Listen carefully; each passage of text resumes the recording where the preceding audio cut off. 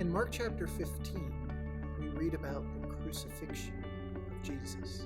Crucifixion being one of the most painful ways of execution mankind ever devised, specifically for the Roman Empire that utilized it to send a message to warn anybody that might cross them, so to speak, that this is what happens to those that don't submit to our power and reign. So, because crucifixion served that role as a deterrent to the bad behavior in the Romans' eyes of others, it was carried out in a very public way. People hanging there, naked, as others just came right by in full view of their suffering, of their dying. And to just make sure the point wasn't lost, hanging over the head of the accused would be an inscription describing what their crime was to warrant this. That's where we find Jesus in Mark chapter 15, beginning with verse 26, where we read, "And the inscription of the charge against him read, 'The King of the Jews.' And with him they crucified two robbers, one on his right and one on his left. And those who passed by derided him, wagging their heads and saying, 'Aha! You who would destroy the temple and rebuild it in 3 days, save yourself and come down from the cross.' So also the chief priests with the scribes mocked him to one another, saying, 'He saved others. He cannot save himself.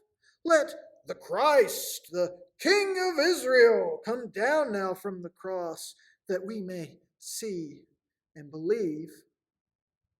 Those who were crucified with him also reviled him."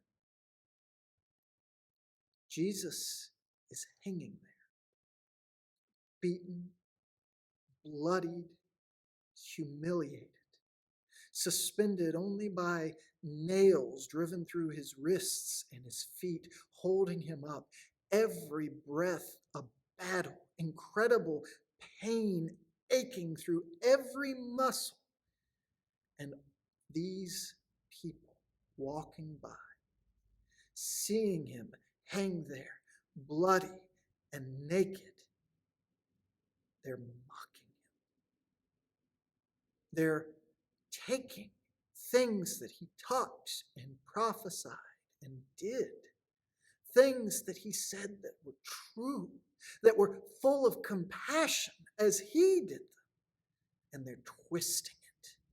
They're turning it into a way to tear him down. They're taking his words and corrupting them to use instead for attack, to do everything they can to add to the burden, to the agony that he's feeling. They see Jesus on that cross, and they assume that he must deserve it. That if he's up there, if all of the religious authorities wanted this, if the Romans agreed to it, then he must deserve this pain that he's in. He must deserve this suffering that he's going through, and nothing's stopping them from adding to it. They're thankful they're not up there. And isn't that how we as people so often are? We delight to see the suffering of others. We can't help but point out when we feel like somebody must deserve the bad that they're getting. That was certainly the case with the chief priests, mocking Jesus by saying if he was truly the Christ, if he was truly the King, if he could save others, then he should certainly save himself. Even going so far as to say if he would just come down from that cross, they would see and believe. But appreciate the irony in those words, because what all had they seen up to this point? How often had they seen evil spirits cast out and lives completely changed? How often had they seen ailments healed, and people leaping up with joy, God's name being praised. How often had they heard people from the least to the greatest sitting at his feet, hanging on his every word as he taught in indisputable ways the wisdom of God, and they never believed. Yet now they tempt Jesus again, they test Jesus again, saying if he'd just come down from the cross, they'd see and believe. But what they didn't realize is that if Jesus did come down from that cross, they would have no hope. Because what they thought was a demonstration of Jesus' failure, what they thought was a demonstration of the triumph of their power and their authority, was actually God's only Son giving his sinless life as a sacrifice. That through his humiliation, through his death, he would open a way for those very people to be rescued.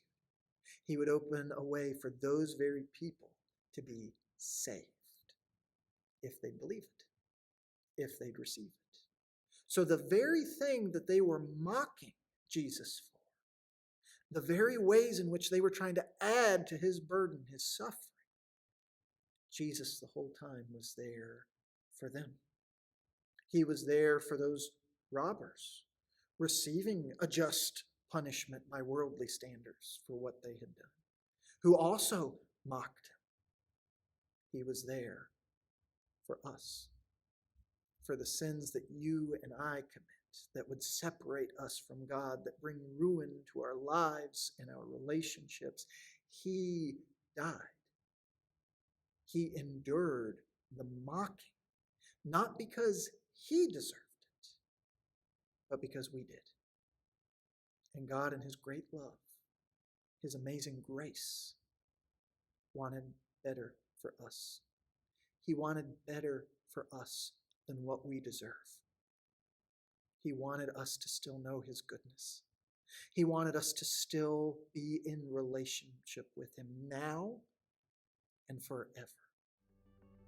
So Jesus absolutely did not get what he deserved, but he bore it anyway so that he could give us what we don't.